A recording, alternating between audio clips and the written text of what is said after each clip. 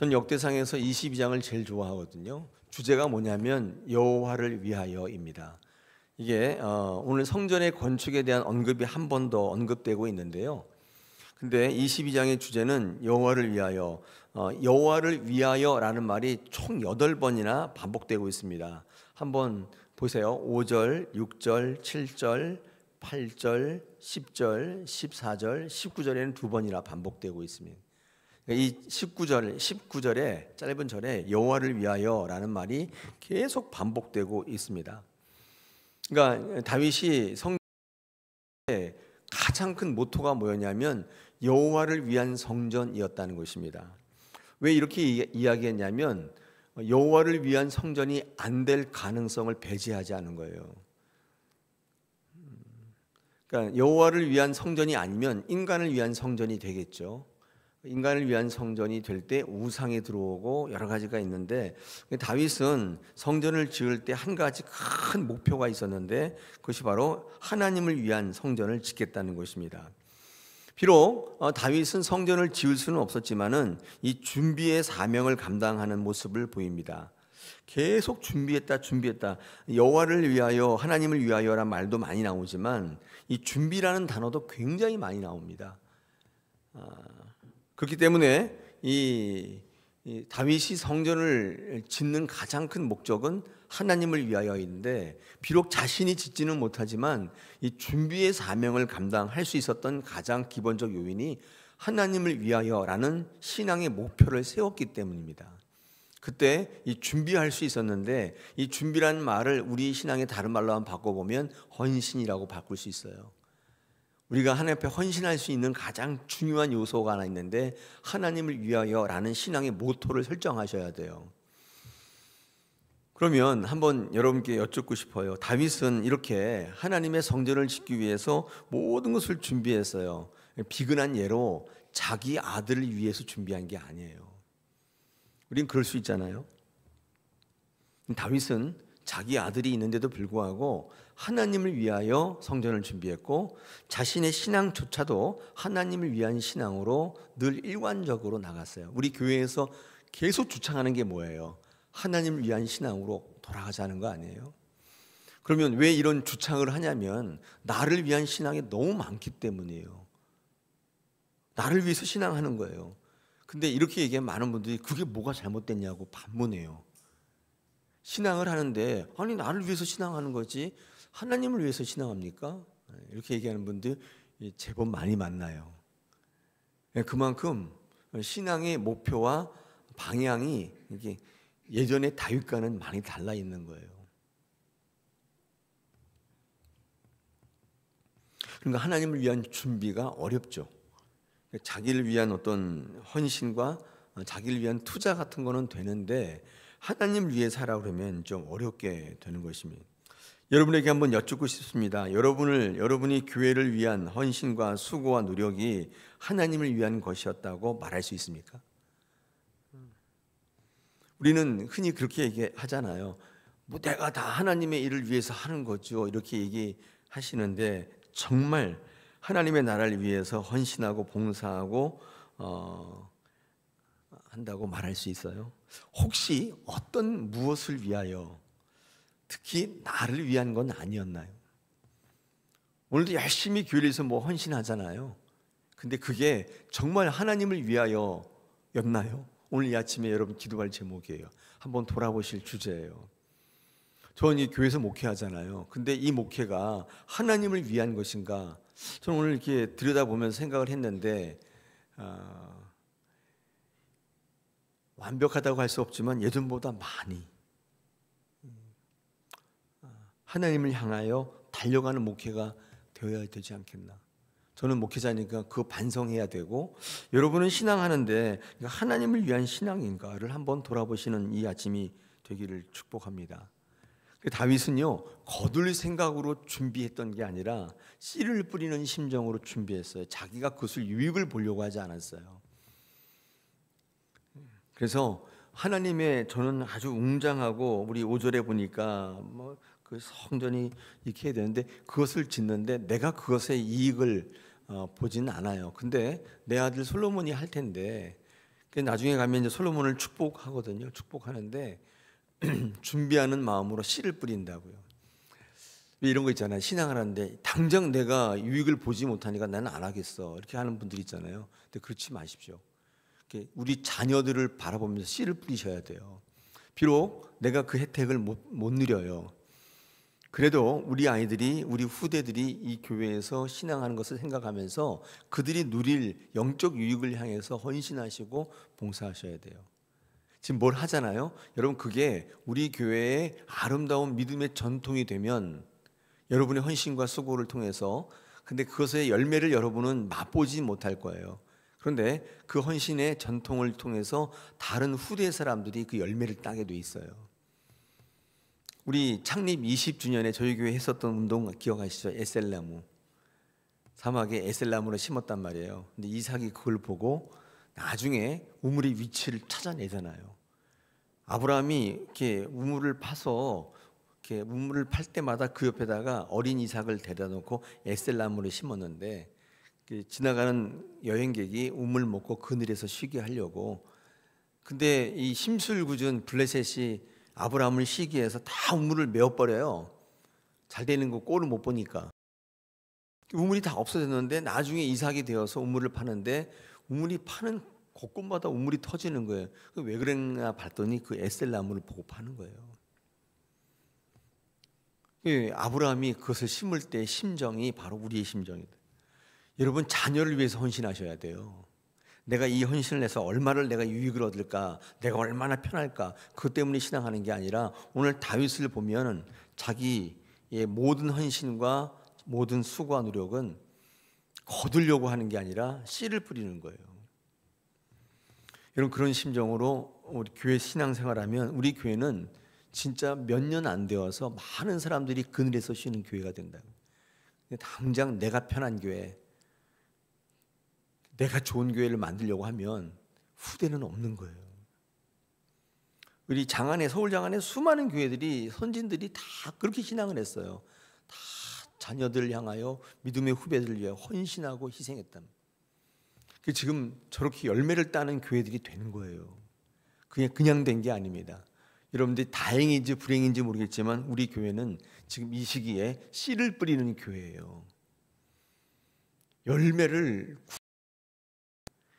구하려면 땅을 파고 씨를 뿌리고 개간하고 다 해야 열매를 구하죠. 저희 교회는 그 과정을 겪고 있는 교회이기 때문에 열매는 우리 후대들이 딸 거예요. 그 개척자 정신이 얼마나 그 상이 큰 줄 아세요? 이 땅에서는 열매가 없지만 하나님의 나라에서는 엄청난 상이 있어요.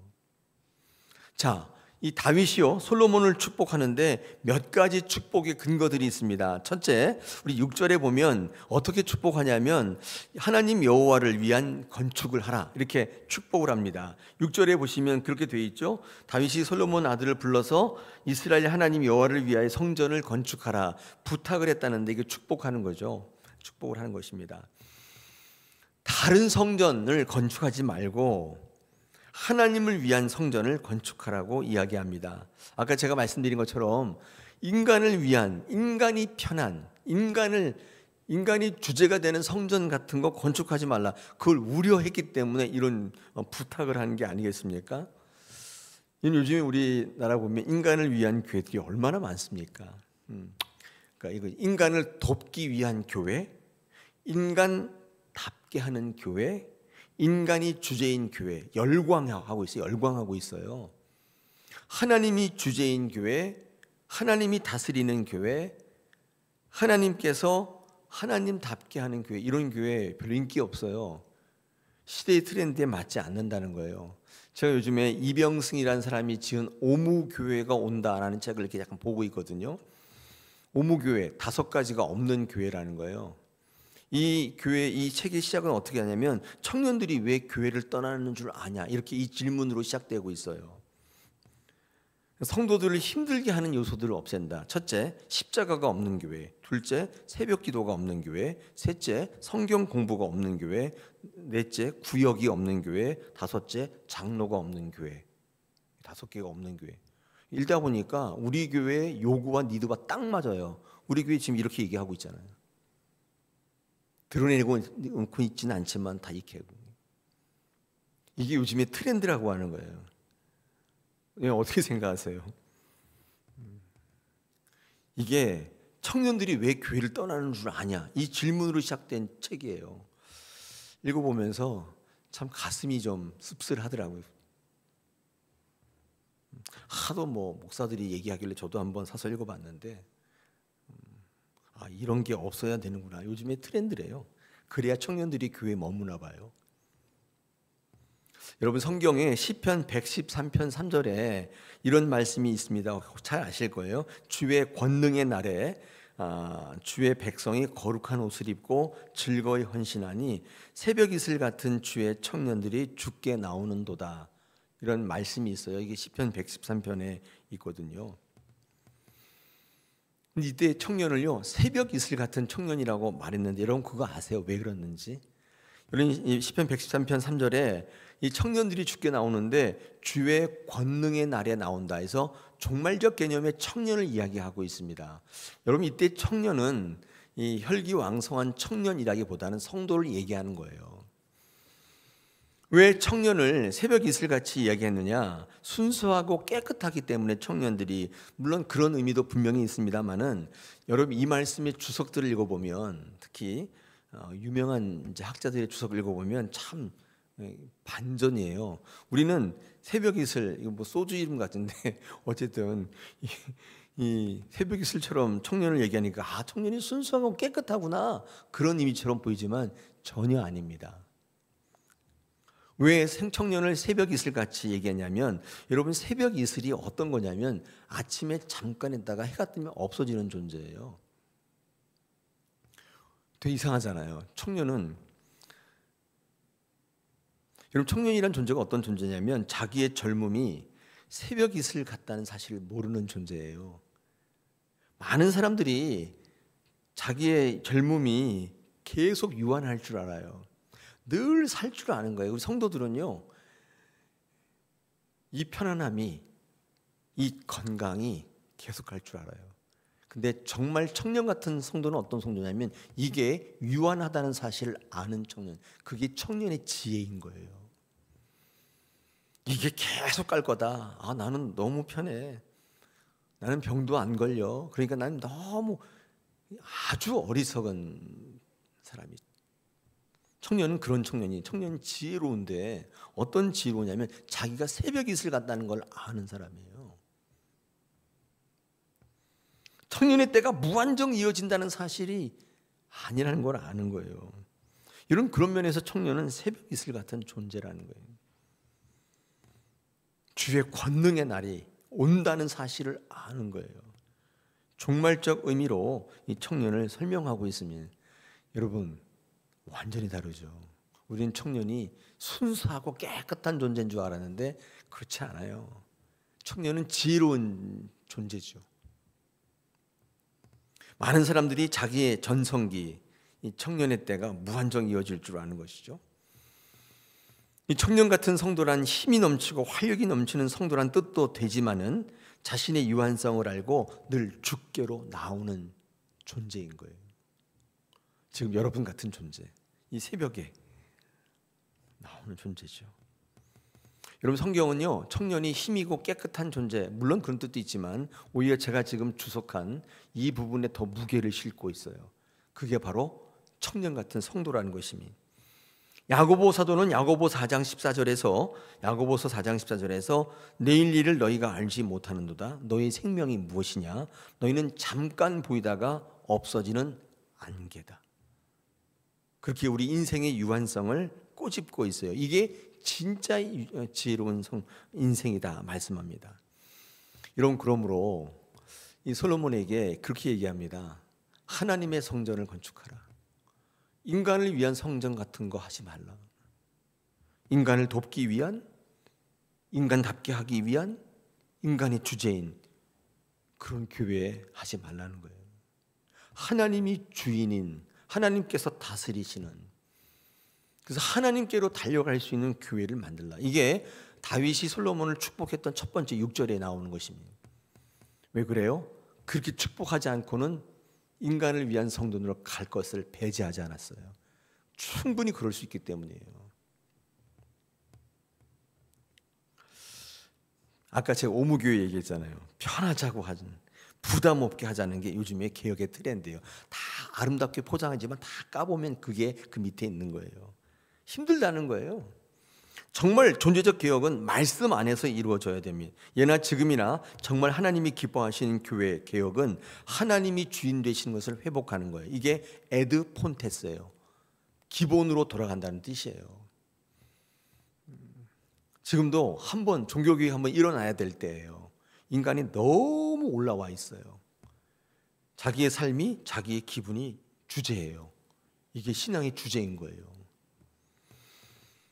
저는 아까 오무교회 읽으면서 예배를 없애자고 하자는 게 다행이에요. 그건 없더라고요. 자, 두 번째 축복이 있습니다. 11절에 하나님께서 내게 말씀하신 대로, 이렇게 됩니다. 다윗이 솔로몬을 축복할 때 이렇게 얘기합니다. 하나님이 율법을 지켜서 하라. 12절에 보니까 무슨 말이냐면 성전을 건축하는데 하나님의 말씀이 살아 숨쉬는 성전을 건축하라는 거예요. 인간의 주장이나 인간의 의나 인간의 경험 위에 서지 말고 하나님의 말씀 위에 서게 하라. 여러분, 이것이 거룩이거든요. 이게 거룩이에요. 여러분, 거룩에는 반드시 유혹이 있습니다. 진부하다, 익숙하지 않다, 다르다, 이런 이 유혹이 있어요. 그런데 이 거룩을 실천할 때 정말 하나님이 기뻐하시는 성전이 돼요. 여러분, 교회는요 세상과 다르지 틀린 게 아니에요. 세상과 달라야 돼요. 세상과 똑같으면 안 돼요. 그걸 세속화라고 한다고 했잖아요. 이 다윗은 솔로몬에게 하나님의 말씀하신 대로 하라. 말씀하신 대로 하라 그랬죠. 여러분, 출애굽해서 이스라엘 백성들이 광야로 나왔잖아요. 근데 하나님께서 성막을, 그때는 성전이 아니라 성막 텐트를 쳤는데 한번 출애굽기 35장 이하를 읽어보세요. 얼마나 까다로운지, 뭐 어떻게 뭐 센티미터까지 뭐 규빗까지 다 정해서 뭘 달아라, 뭘 실을 해라, 뭐 청색, 뭐 자색. 왜 그래요? 그냥 그 안에 들어가서 예배만 하면 되는 거지. 그런 생각 안 해보셨어요? 저는 출애굽기 35장 이하를 읽으면서 참 까다롭다. 누가 하나님을 믿으랴? 그런 생각을 했어요. 아니, 거기다 청색, 자색, 실을 꼰 거를 다르나 안 다르나 그 안에서 제사하는 게 뭐가 달라요? 그냥 하나님만 중심에 있으면 되죠. 여러분, 그런 생각 안 해보셨어요? 왜 그랬어요? 아니, 그냥 불 갖고 가서 드리면 되지. 특별한 불이 뭐 그게 무슨 소용이에요? 다 똑같은 불이죠. 그릇이면 다 똑같은 그릇이지. 하나님이 지정하신 향로 같은 게 무슨 소용이에요? 다 그릇이죠. 이렇게 생각하시는 분 굉장히 많잖아요. 왜 그랬을까요? 왜 돼지고기 못 먹게 해요? 그렇게 맛있는 거를? 콜라겐도 있고. 왜 그래요?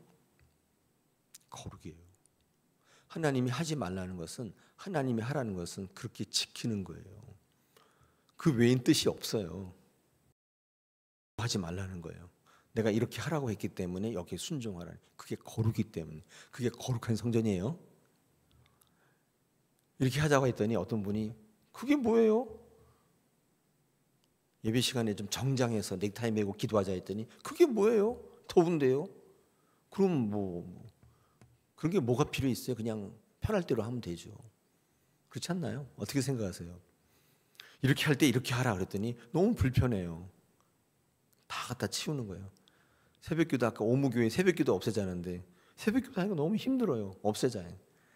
나오시는 분들은 너무 좋은데 안 하는 분들은 주무시면서도 굉장히 부담되거든요. 그러니까 아예 없애자는. 그럼 청년들이 교회에 나온다는 거예요. 그래요? 거룩은 하나님께서 지정하신 거예요.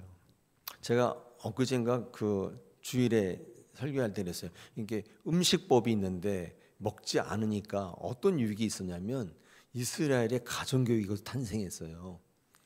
어떤 글을 보니까 그렇게 되어 있더라고요. 할날 먹지 못할 게 있으니까 아침에는 집에서 먹고 점심은 도시락 싸가고 저녁 때는 방법이 없으니까 집에 일찍 들어와서 온 가족이 같이 식사를 해요.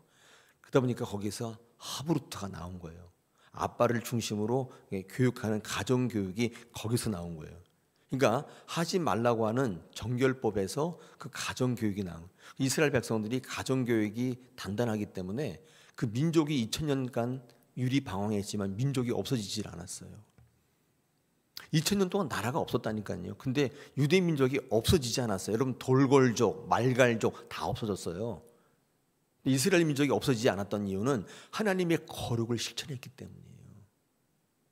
그게 없어지지 않은 거예요.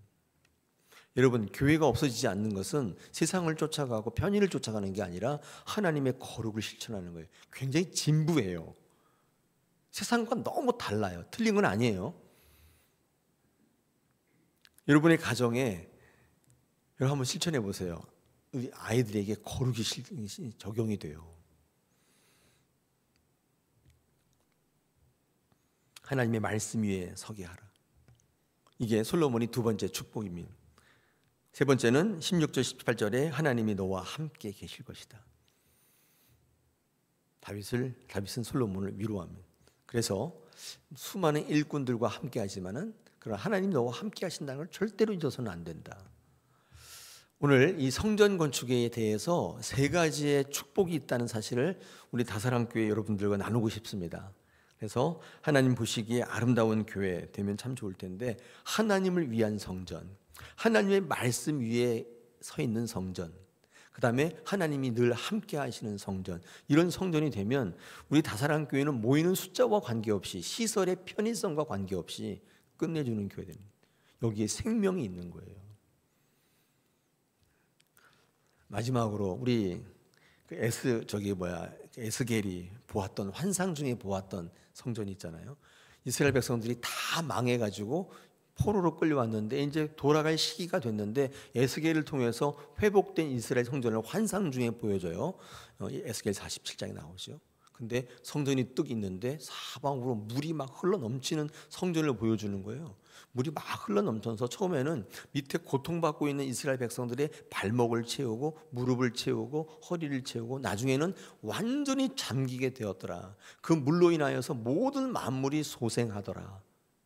그 물이, 성전에 흘러나온 물이 말씀이에요. 예배란 말이에요. 교회는 그런 곳이다. 그게 회복된 성전으로 보여줘요, 환상을. 저는 성경 읽으면서 목회자로서 결단하게 돼요. 인간을 돕기 위한, 인간답기 위한 그런 교회는 하지 않겠다. 하나님이 기뻐하시는 교회 하면 참 좋을 것 같아요. 여러분도 그런 신앙하면 참 좋겠습니다. 하나님께서 궁극적으로 여러분의 주인 되시고 여러분을 인도하시는 귀한 능력의 하나님이 여러분에게 되실 줄로 믿습니다.